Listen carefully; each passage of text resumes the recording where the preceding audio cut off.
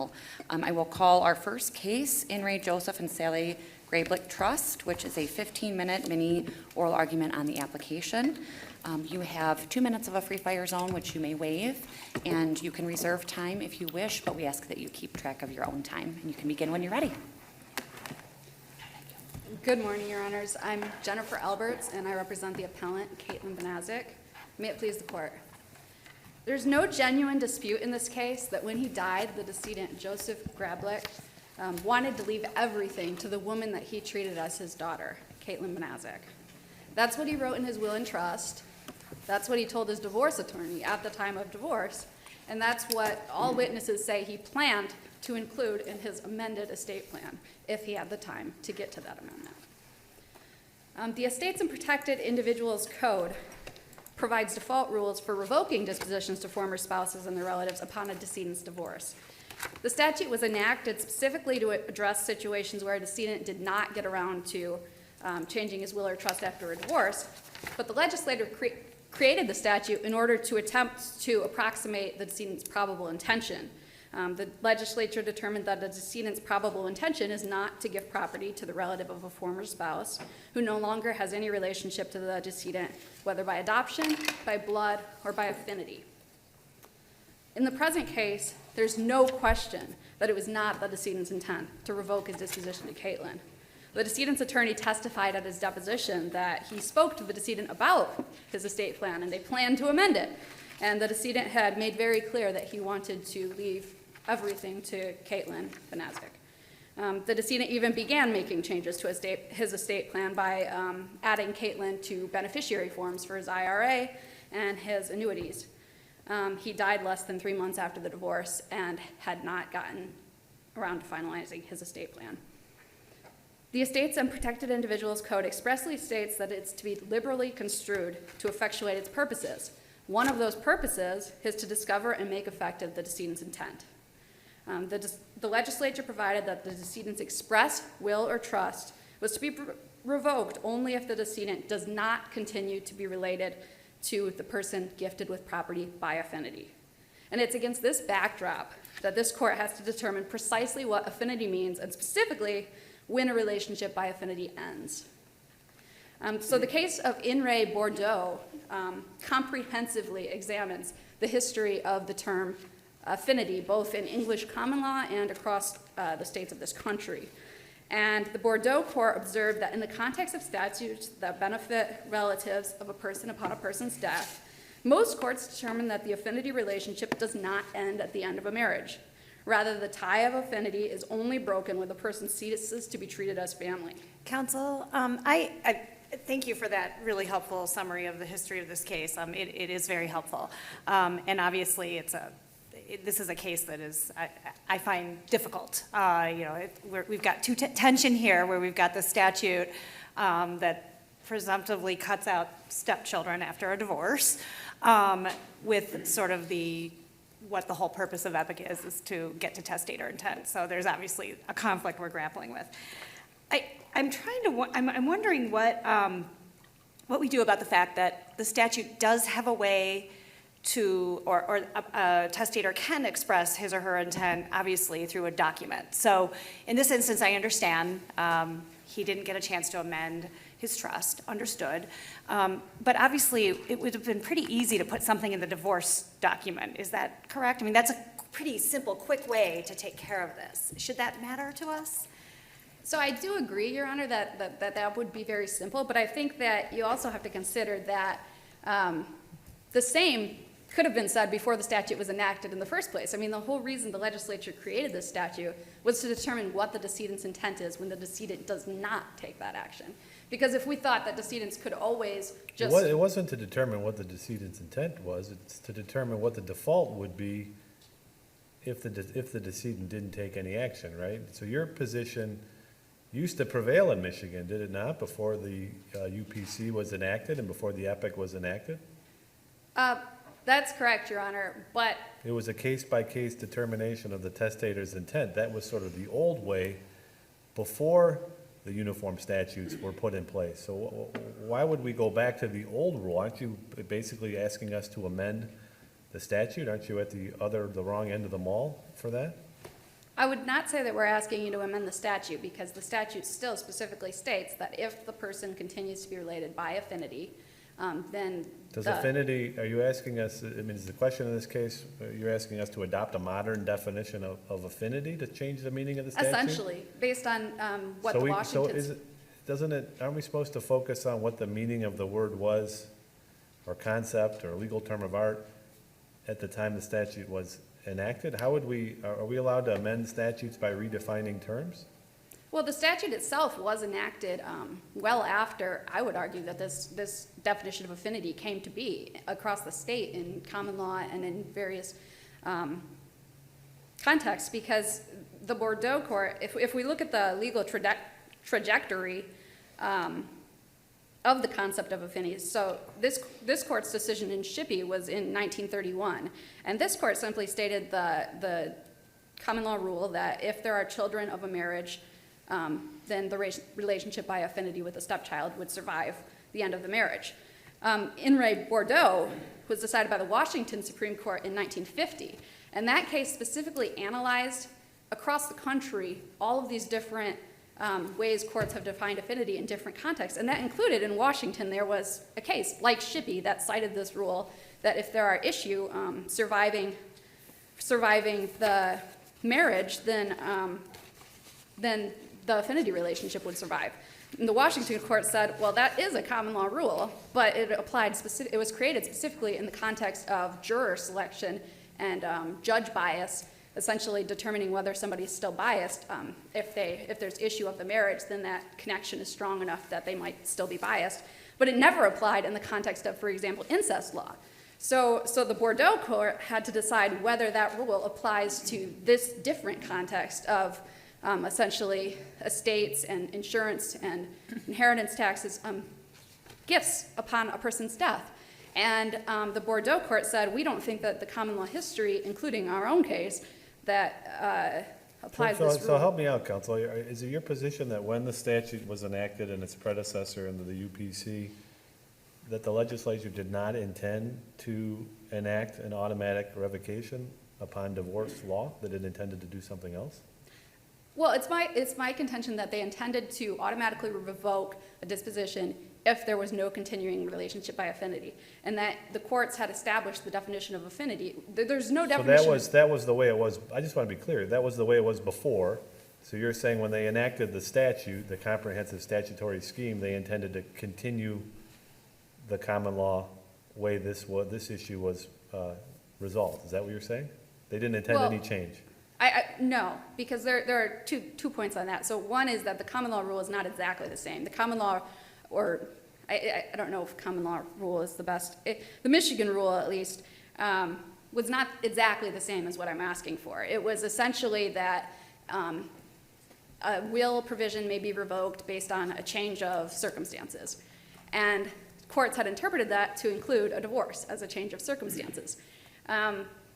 So this statute, the Uniform Probate Code, in addition to setting this very specific circumstance that allows revocation, it also states, I think in Section 5, that no other changes of circumstances will revoke a will anymore.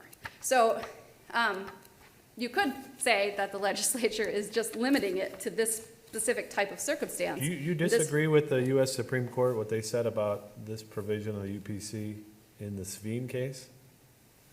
The way that they described it is distinct from the old common law rule? You know, now this involves a different judgment about a likely testator's intent, that being that I think they say, they presume in other words, that the average Joe does not want his ex-spouse inheriting what he or she leaves behind? You disagree with that assessment?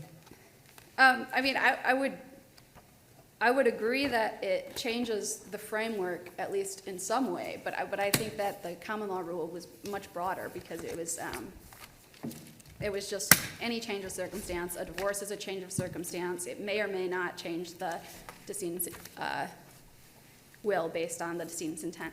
I don't think that the Uniform Probate Code, I don't think there's anything that expressly says that that it's being adopted to specifically because of there was too much, I don't know, litigation over the prior. What would the what are you advocating for the rule to be, or the standard of how to determine in this case or in similar cases, of why or how that affinal relationship may continue to exist after the divorce? So, like, I guess maybe the question, what position are you advocating for how to determine when the affinal relationship ceases? It would be a factual determination based on whether a continuing relationship, a familiar relationship existed between the two individuals. Does it depend upon the fact that the person needs to be specifically named in the instrument? That is correct, because this whole statute would only come into place when the person was specifically named. Specifically named, and then a factual determination of the nature, the scope, the degree of the relationship? I mean, what sort of guardrails or guidelines influence that evaluation? So the way that the Bordeaux court and the Arizona court in Podgorski, which the Arizona court actually addressed this exact same issue. I did cite this in my supplemental brief, but I think that can be used as some guidance. But essentially, a relationship by affinity is created by a marriage. Blood relatives of one spouse are related by affinity to the blood relatives of the other. And it terminates upon termination of the marriage if there's no continuing relationship. And I think that there are a lot of cases in which, for example, a stepchild, their parent divorces another person and they just never really have contact again. And so that would be a case where it would be revoked. But in this case, we have a very close relationship. We have decedent's intent to keep her in his will. Everybody knows that. Everybody knows that he still calls her his daughter. And that would be a close and continuing relationship that would continue the relationship by affinity. Counsel, we obviously asked for amicus to submit briefs in this case, and we heard from the probate section, and we heard from the family law section, and they obviously disagree with your view on this case.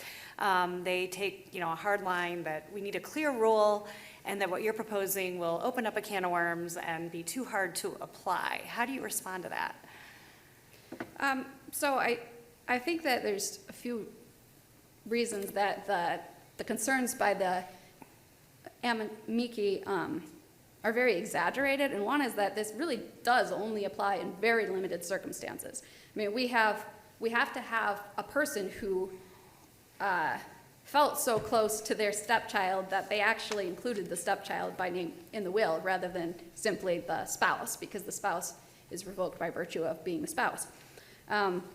So it's I know some of the amici and maybe the appellee brought up the intestate succession and how this might impact intestate succession, but this really has nothing to do with intestate succession, because intestate succession doesn't allow stepchildren to inherit at all, but that's changed by express language in an instrument.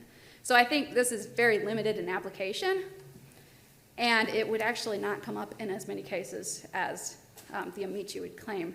But on top of that, I think that this is just not really an unusual issue. We have other instances of fact-finding in probate court cases. For example, when there's a will, you might have to litigate the capacity of the testator. You might have to litigate undue influence. There's a rule that abandonment can lead to a change in who, I think that's under intestate succession, but it can change to, it can change who inherits under intestate succession if a spouse abandoned the other spouse. And then we've got the statutes that revoke provisions of a will if somebody is found to have killed the decedent. And those are all factual findings that would be raised in a probate proceeding and litigated to determine what actually happens with the will. And so I don't believe that this would be so extreme that it would be difficult to apply, or I don't even think it would arise in a significant number of situations. You have less than a minute left. I wasn't sure if you wanted to reserve time. Yes, I will reserve the rest of my time for both. Thank you.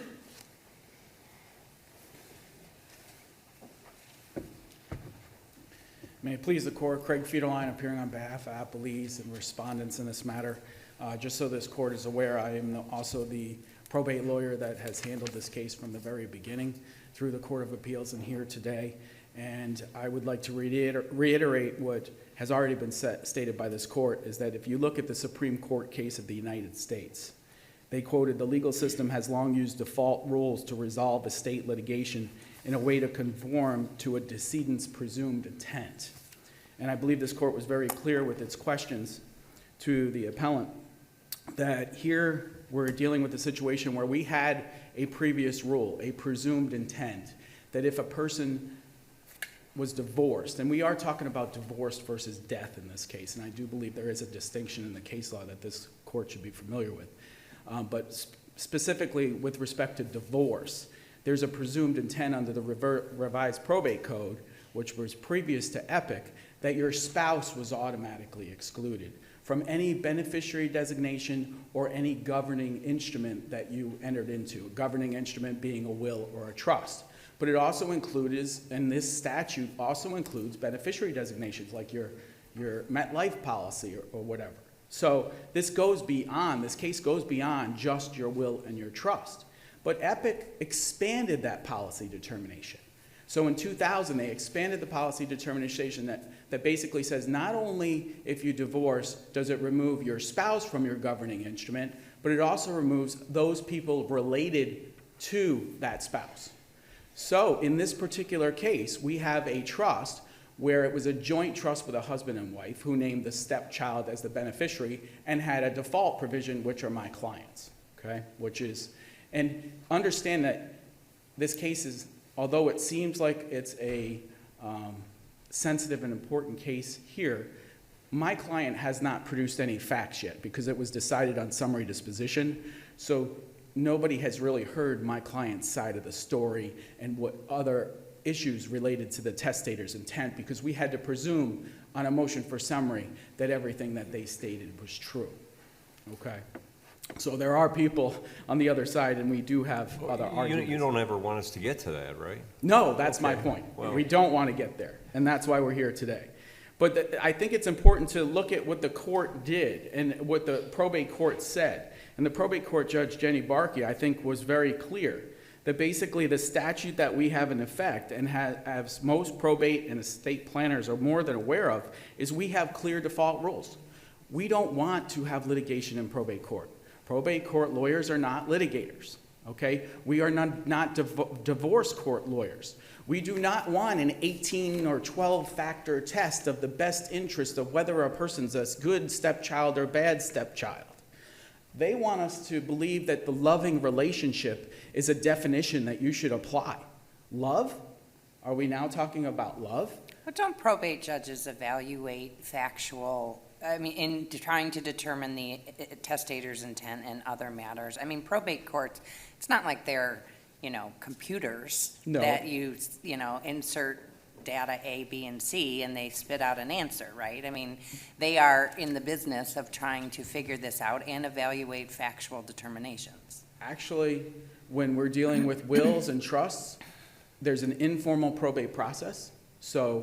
And we have default rules. You don't have to go to court. You don't have to litigate a thing. Same thing with the trust. The trust administrator who handles the trust does not go to court. The whole point is to stay out of court. And there would be no reason to go into probate court or to litigate a case because you have default rules in place that trustee, a professional or an independent trustee, follow.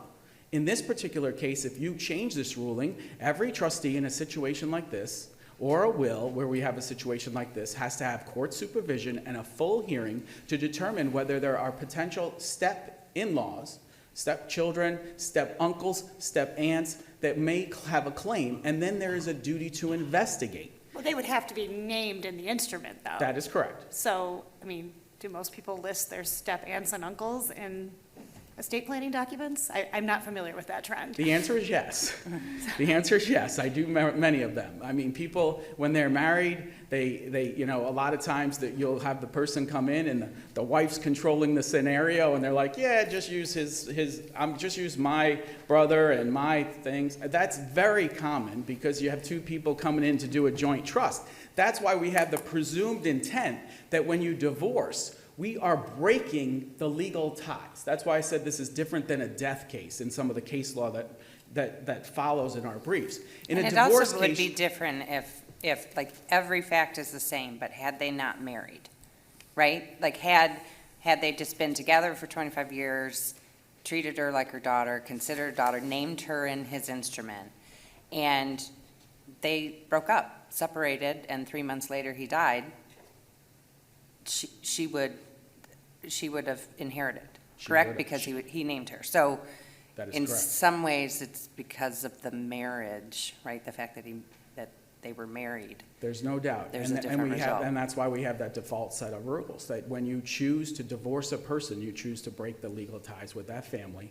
And even in this case, the decedent was aware he needed to change his will, did change beneficiary designations and changed them completely 50 to one side and 50 to the other side of the family.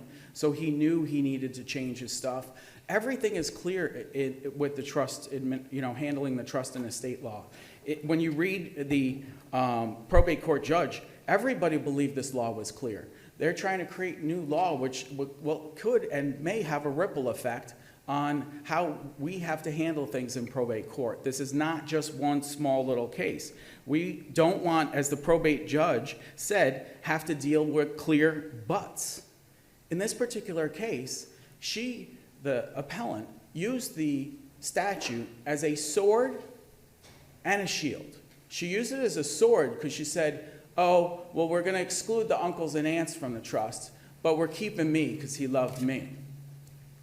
They got divorced, and he died 3 months later. So in that 3 months, she's an adult CPA. She is not getting, she had her own father who paid child support. She still has a living father, okay?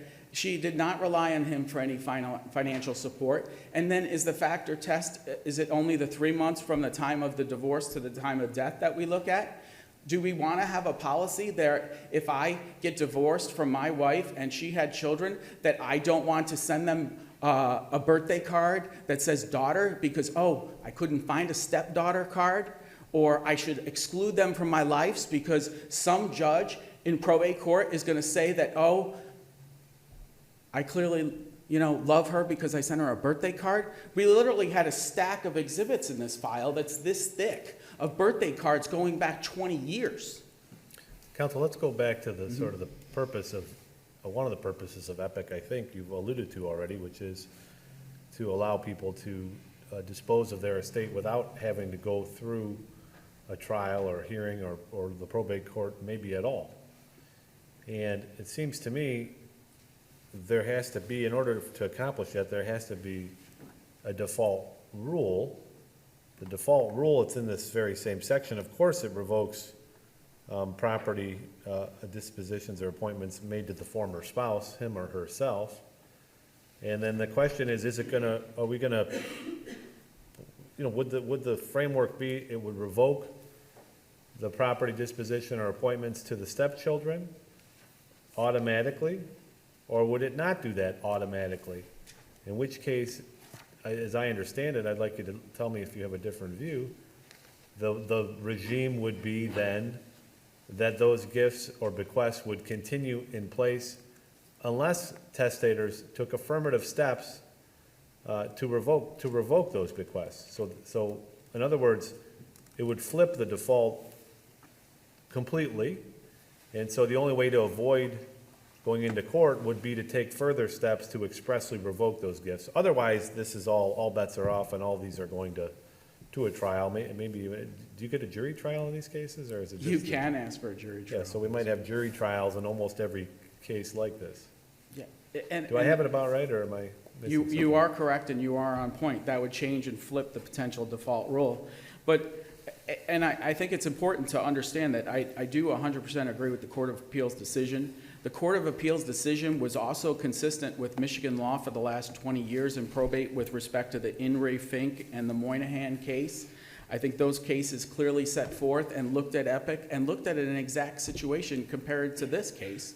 And yet 22 years, probate practitioners and estate practitioners and trust practitioners have been following this rule, and until this case has been filed to try to change that rule, trying to change the law. I believe that's the duty of the legislator and not this court. And I believe that, and at the Court of Appeals level, the appellant did agree with the Court of Appeals and stipulated that we all understood that the Bliss definition of applied in this particular case, which is a relationship by marriage with what is the definition of affinity? It's the relationship by marriage. Once that marriage is divorced. But is that what Bliss says, or does it just define when affinity begins? Because I'm not looking at Bliss as addressing when affinity ends. It doesn't say that, it doesn't talk to that. I mean, that case was about when does it begin?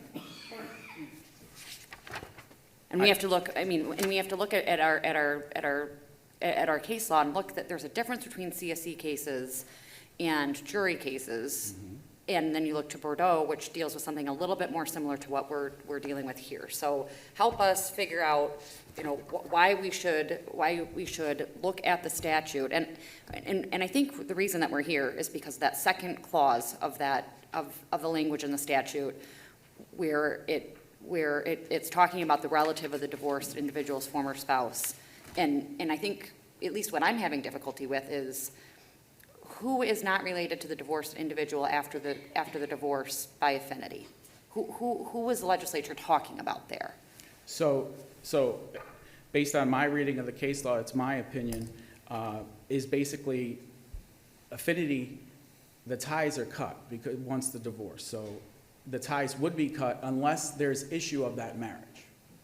And that was supported in the Armstrong case and a couple of the other cases that we've briefed before this court. So if there was an issue of this marriage, so if in this case, Mr. Grablick, if they had a child together, okay, this was set up as a default rule. So when it says or still related by affinity after the fact, that is the default rule. The default rule would be, but if there's also a child of the marriage, those two still have a relationship even if the divorce happens. So they would still be related by affinity even if there was a divorce. And in the Court of Appeals, we went through like 10 different scenarios that it could possibly occur. And the more times... I'm sorry, what is that relationship by affinity? Yes. So you've got siblings, and they're half-siblings, and one, it's their father. So what Correct, is... but even if they're divorced, even if the original parents get divorced, those siblings are still related by affinity. they're related each by other. blood to each other. But they're also related by affinity. So that would be superfluous. Why add affinity? That's the only exception to the rule, really, is that Why- it's if there's issue of the marriage. You could have it even without issue of the marriage. What if They what could if the divorced person's sibling married that person? Correct, a Now remarriage. there would be an affinity relationship. But there are many different ways to still have an affinity relationship after the marriage has been dissolved. They just don't exist here. I'm Correct, sorry, it wait, doesn't what- exist in this case. Wait, explain that. So the divorced person's sister Sister. marries the... Yes.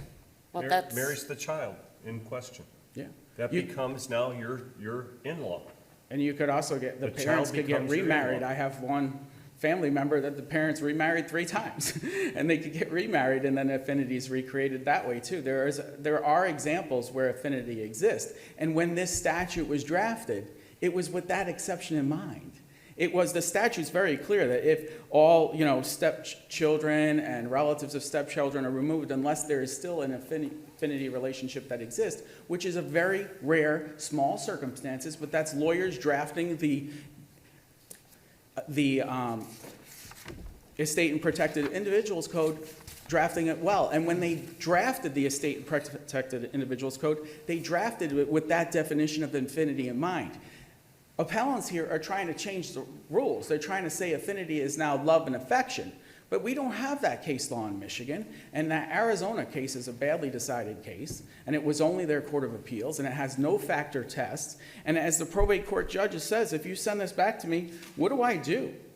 What would be the factors? How would we determine it? This is a situation for the legislator to create if we want to change it, and I don't believe it's one for this court. And I would ask this court to affirm the ruling of the Court of Appeals and remand this case back to the probate court. Thank you. There's no other questions. Thank you. Thank you.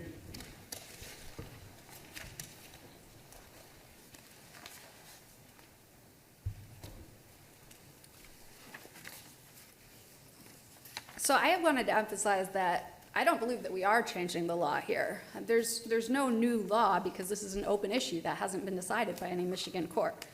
The Fink case that the appellee mentioned was actually applying something similar to what we're requesting in this case because it was a case that had been, the will I think had been drafted prior to Epic. So this issue has never actually been addressed. We're not asking for a change. There's actually only one court in this entire country that has interpreted the Uniform Probate Code. All of these various states, many of them have this exact same provision. There's one court that has interpreted it, Podgorski, the Arizona court, and they decided almost exactly what I'm asking this court to do. So I don't believe that we are changing the statute at all. And I just wanted to point to a few things I did write in my brief, that this idea that affinity doesn't end at the termination of a marriage is really the majority view across this country. Steele versus Sewelski, Federal Seventh Circuit Court, said, in common usage, we frequently hear the term brother-in-law or sister-in-law applied to a person whose marriage has been dissolved by death or divorce. Such a relationship by affinity, once created, is not generally regarded as terminated by the death of one of the parties to the marriage or by a divorce. The Connecticut court in Remington v. Aetna Casualty and Surety Co., where a step-parent continues in the role of a parent to the child after death of the biological parent, the nature of the actual connection between two. I'm sorry, you've used up your time. Sorry. If you want to if you just want to finish that and then. So the Connecticut court said, where the step-parent continues in the role of a parent to the child after the death of the biological parent, the nature of the actual connection between the two, the essence of affinity, has not changed. Neither should it be deemed to have changed in law. And I've cited a number of cases to show that this is the majority view in my brief. So your honors can review those if you want more. Thank you. Thank you. The case will be submitted.